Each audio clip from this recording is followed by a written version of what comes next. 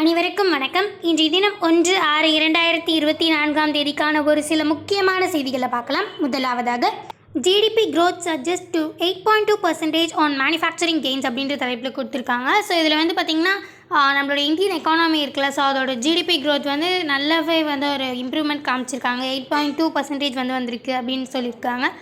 அதாவது NSO national statistical office அவங்க organisation அவங்களுடைய கணிப்புப்படி, அவங்களோட டேட்டா ஆர்கனைசேஷன் படி ஃபினான்ஷியல் இயர் 2023 வந்து பார்த்திங்கன்னா 7.3% இந்த நம்மளோட ஜிடிபி, ஃபினான்ஷியல் இயர் 2024 வந்து 8.2% இருக்குது. ஸோ இது வந்து ஒரு நல்ல இன்க்ரிமெண்ட் அப்படி தான் சொல்லியிருக்காங்க.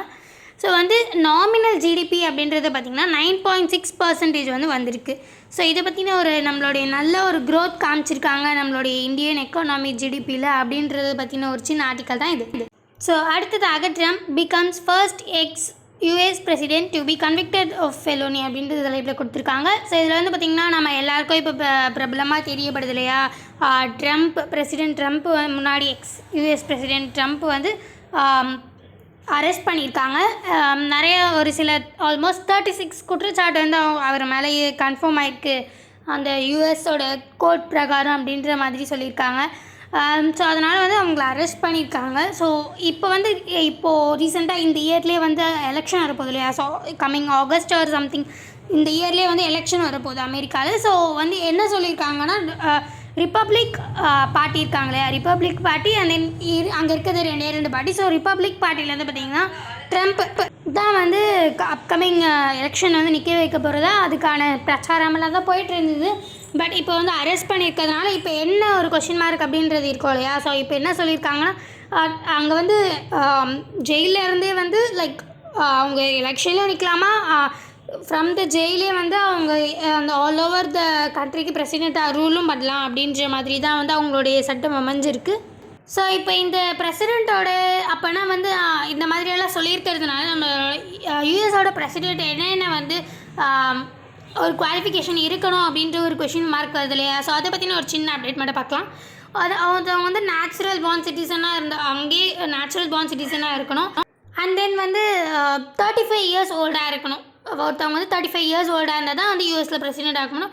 அண்ட் தென் வந்து பார்த்திங்கன்னா அட்லீஸ்ட் 14 இயர்ஸ் வந்து யூஎஸில் ரெசிடெண்ட்டாக இருக்கணும், அங்கேயே வந்து வசிக்கிறவங்களா இருக்கணும் 14 இயர்ஸ் அட்லீஸ்ட் அதுக்கு முன்னாடி. ஸோ இதெல்லாம் தான் வந்து பிரசிடெண்ட்கான குவாலிஃபிகேஷன் அவங்க வச்சுருக்காங்க. ஸோ வந்து இந்த அந்த அரெஸ்ட் அதாவது ஜெயிலேருந்தே ஆளுறது வந்து பார்த்திங்கன்னா அன்பிரசிடென்டட் ஃபார் யூஎஸ் அப்படின்ற மாதிரி சொல்கிறாங்க. ஸோ இது அந்த பிரசிடெண்ட்டுக்கான அப்டேட் பற்றின ஒரு சின்ன ஆர்டிக்கல் தான் இது. ஸோ அடுத்ததாக, railways to construct canopy bridges across stock and Assam gibbon habitat அப்படின்ற தலைப்பில் கொடுத்துருக்காங்க.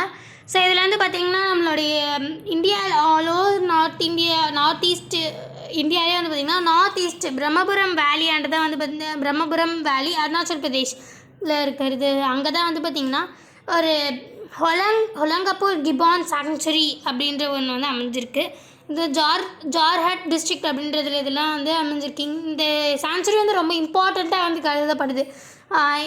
ஏன்னு வந்து பார்த்திங்கன்னா ஆல்மோஸ்ட் 2098.62 ஏக்கர்ஸ் வந்து இது பரப்பளவில் நிறைய இருக்குது. நிறைய ஸ்பீஷீஸ் நம்ம இந்தியாவில் இருக்கிற ரொம்ப கம்மியான ஸ்பீஷீஸ் நிறைய வந்து அங்கே இருக்குது. எக்ஸாம்பிள் வந்து பார்த்திங்கன்னா ஸ்கை வாக்கர் ஹாலக் கிபான் அப்படின்றது, ஈஸ்டர்ன் ஹாலக் கிபான், வெஸ்டர்ன் ஹாலக் கிபான், இந்த மாதிரி ஸ்பீஷீஸ் வந்து ஸ்பீஷீஸ் வந்து ரொம்பவே வந்து கம்மியாக இருக்குது இந்தியாவில், அங்கே மட்டும் தான் இருக்குது அப்படின்ற மாதிரியான நிறைய ஸ்பீஷீஸ் வந்து இருக்குது. ஸோ இந்த ஸ்கை வாக்கர் ஹாலக் கிபான்லாம் வந்து பார்த்திங்கன்னா அங்கேயுமே என்டாஞ்சர்டாக இருக்குது. ஈஸ்டர்ன் ஹாலக் கிபான் வந்து வல்னரபிளாக இருக்குது. வெஸ்டர்ன் ஹாலக் கிபான் வந்து அதுவும் என்டாஞ்சர்டாக இருக்குது. ஸோ இந்த மாதிரி பல ஸ்பீஷீஸ் வந்து அங்கே பாதுகாக்கப்பட வேண்டியது நிறையவே இருக்குது. அதனால் அது ரொம்ப இம்பார்ட்டண்ட்டான பிளேஸ் அப்படின்னு சொல்லலாம். ஸோ ஆனால் இது வந்து நம்ம இதுக்கு முன்னாடியே பார்த்த மாதிரி ஃபாரஸ்ட்டில் வந்து பார்த்திங்கன்னா ஃப்ராக்மெண்டேஷனால் நிறையவே பிரிக்கப்பட்டிருக்கு ஹேபிடேட். அதாவது இப்போது ஒரு பெரிய ஃபாரஸ்ட் ஏக்கர் இருக்குன்னா அதில் நடுவில் ஒரு ரயில்வே லைனோ இல்லை ரோட் ரூட்டு இல்லை வந்து ஏதாச்சும் எலக்ட்ரிசிட்டி லைன் இந்த மாதிரிலாம் நம்ம நிறைய போடும்போது அது வந்து அந்த ஹேபிடேட்டே வந்து ரெண்டாக வகுக்கிற மாதிரி ஆகிடுது. ஸோ இதனால் நிறையவே வந்து ஹேபிடேட்டோட சேஞ்சஸ் வந்து நிறைய இருக்குது, நிறைய பாதிப்புகள் ஏற்படவும் நிறைய சான்ஸ் இருக்குது. ஸோ இதனால் வந்து இங்கே ஆக்சுவலி இந்த இடத்துல வந்து பார்த்திங்கன்னா ஒரு ரயில்வே மூலியமாக பிரிச்சுருக்காங்க.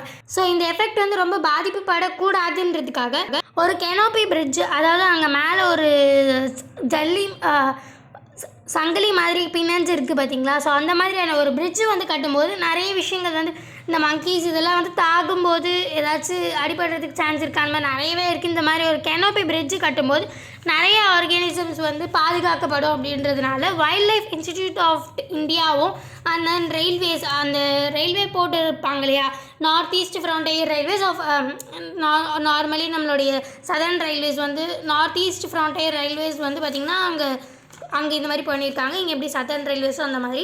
ஸோ அவங்க வந்து பார்த்திங்கன்னா அவங்க then wild life institute of India இதெல்லாம் சேர்ந்து வந்து இந்த மாதிரி ஒரு கெனோப்பி பிரிட்ஜ் வந்து கட்டலாம் அப்படின்ற மாதிரி ஒரு ஐடியா வந்து வந்திருக்காங்க. ஸோ அதை பற்றின ஒரு சின்ன அப்டேட்டாக தான் இது அமைஞ்சிருக்கு. ஸோ அடுத்ததாக US Lord Austin meets Chinese defence minister to cool tensions அப்படின்ற தலைப்பு கொடுத்துருக்காங்க. ஸோ இது வந்து பார்த்திங்கன்னா யூஎஸோடைய லார்ட் ஆஸ்டின் இருக்காங்க இல்லையா, ஸோ அவங்க வந்து சைனாவோட டிஃபென்ஸ் மினிஸ்டர் டாங் ஜன் அவங்க 2 பேரும் வந்து மீட் பண்ணியிருக்காங்க. அவங்களுக்குள்ளே இருக்கிற நிறையவே யூஎஸ்க்கும் சைனாக்கும் வந்து நிறையவே வந்து டிஃபென்ஸ் டிபார்ட்மெண்ட்டில் வந்து ரொம்பவே வந்து அவங்க பிரிஞ்சிருக்காங்களே. அந்த இண்டோ சைனீஸ் வார் அந்த மாதிரி நிறைய விஷயங்கள் வந்து அவங்களுக்குள்ளே கான்ஃப்ளிக்டாக இருக்குது. ரொம்ப வந்து ப்ராப்ளம்ஸ் நிறையவே அவங்களுக்குள்ளே இருக்குது இந்த டிஃபென்ஸ் செக்டாரில் வந்து பார்த்திங்கன்னா. ஸோ அதுக்கு ஒரு முடிவு, அதாவது ஒரு அமைதியாக இருக்கிற மாதிரி வந்து லார்ட் ஆஸ்டினும் வந்து சைனாவோட டிஃபென்ஸ் மினிஸ்டர் டாங் ஜன்னும் வந்து பார்த்திங்கன்னா மீட் பண்ணியிருக்காங்க. அதே ஷங்க்ரீலா டிஃபென்ஸ் அது மூலயமா வந்து இவங்க ஒருங்கிணைக்கலாம், அதாவது கொஞ்சம் இது ஒரு சமாதானத்துக்கு எடுத்துகிட்டு வரலாம் அப்படின்ற மாதிரி முடிவு எடுத்திருக்காங்க. இந்த ஷங்க்ரீலா டிஃபென்ஸ் ஃபாரம் அப்படின்றது என்னன்னு பார்த்தீங்கன்னா இது ஒரு மிகப்பெரிய டிப்ளமேட்டிக் ஈவெண்ட் அப்படின்னு சொல்லலாம். இது வந்து யார் கண்டக்ட் பண்ணுறாங்க பார்த்தீங்கன்னா international institute of strategic studies IISS அப்படின்றவங்களோட தலைமையில் தான் வந்து இந்த டிப்ளமேட்டிக் ஈவெண்ட் வந்து நடக்குது. ஸோ இது வந்து பார்த்திங்கன்னா ஒரு குளோபல் ஜியோ பாலிட்டிக்ஸை இணைக்கிற மாதிரியான ஒரு விஷயம்தான் இந்த டிப்ளமேட்டிக் ஈவெண்ட் அப்படின்றது. ஸோ நிறைய மிலிட்ரி, அதாவது பாலிட்டிக்ஸில் இருக்கிறவங்க மட்டும் இல்லை, மிலிட்ரி, ஸ்ட்ராட்டஜிக்ஸ், அந்த எக்ஸ்ப்ளோரர்ஸு, ஜேர்னலிஸ்ட்டு, ப்ரொஃபஸர்ஸ், ஸ்டூடெண்ட்ஸ், இந்த மாதிரி பல பேர் வந்து இந்த இதில் வந்து கலந்துப்பாங்க டிப்ளமேட்டிக் ஈவெண்ட் இந்த ஷங்க்ரீலா டிஃபென்ஸ் ஃபாரம் மூலியமாக. ஸோ இதை பற்றின ஒரு சின்ன அப்டேட் தான் வந்து இதில் அமைஞ்சிருக்கு. பட் இந்த ஷங்க்ரீலா டிஃபென்ஸ் ஃபாரம் அப்படின்றது இம்பார்ட்டன்ட். எக்ஸாம் பாயிண்ட் ஆஃப் வியூவில் இது ரொம்ப இம்பார்ட்டண்ட்டாக இருக்குது. பட் ஆனால் இவங்க 2 பேரும் மீட் பண்ணது அப்படின்றது வந்து ரொம்ப இம்பார்ட்டண்ட்டாக பார்த்திங்கன்னா இல்லை. ஏன்னா வந்து இந்த இதை அந்த பாலிட்டி வந்து நமக்கு தேவை, பாலிட்டிக்ஸ் வந்து நமக்கு அவ்வளோ தேவையில்லைன்னு நம்ம இதுக்கு முன்னாடி சொல்லியிருப்போம் இல்லையா.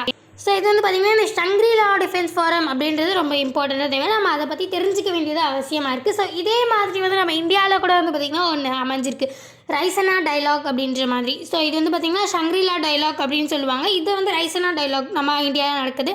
இது வந்து பார்த்திங்கன்னா ORF அப்சர்வர் ரிசர்ச் ஃபவுண்டேஷன், டெல்லியில் இருக்கிற அப்சர்வர் ரிசர்ச் ஃபவுண்டேஷன் அப்படின்றவங்களும் இந்தியாவோட எக்ஸ்டர்னல் அஃபேர்ஸ் இருப்பாங்க இல்லையா, இந்தியன் மினிஸ்டர்ஸ் வெளியில். ஸோ இவங்க 2 பேரும் சேர்ந்து தான் வந்து பார்த்திங்கன்னா இந்த ரைசானா டைலாக் அப்படின்றத ஒன்று வந்து இந்தியாவில் வந்து நடத்துகிறாங்க. ஸோ இந்தியாவுமே வந்து பார்த்திங்கன்னா ஆக்சுவலி இந்த ஷங்க்ரீலா டைலாக்ல வந்து ரொம்ப ஆக்டிவான பார்ட்டிசிபெண்ட். ஈவன் பிரதமர் மோடி அவர்கள் கூட வந்து பார்த்திங்கன்னா ரீசெண்டாக போயிட்டு வந்தாங்க. லாஸ்ட்டாக வந்து ஷங்க்ரீலா டைலாக்கு பிரதமர் கூட போயிட்டு வந்திருந்தாங்க. ஸோ இது வந்து நம்ம எப்போவுமே வந்து ஆல்மோஸ்ட் ஷங்க்ரீலா டைலாக்ல வந்து பார்ட்டிசிபேட் பண்ணுறோம். நம்மளோட இந்தியா வந்து ஒரு ரொம்ப பெரிய ஆக்டிவ் பார்ட்டிசிபெண்ட்டாக இருக்கிறோம். ஸோ இதை பற்றின ஒரு சின்ன அப்டேட் தான் இது.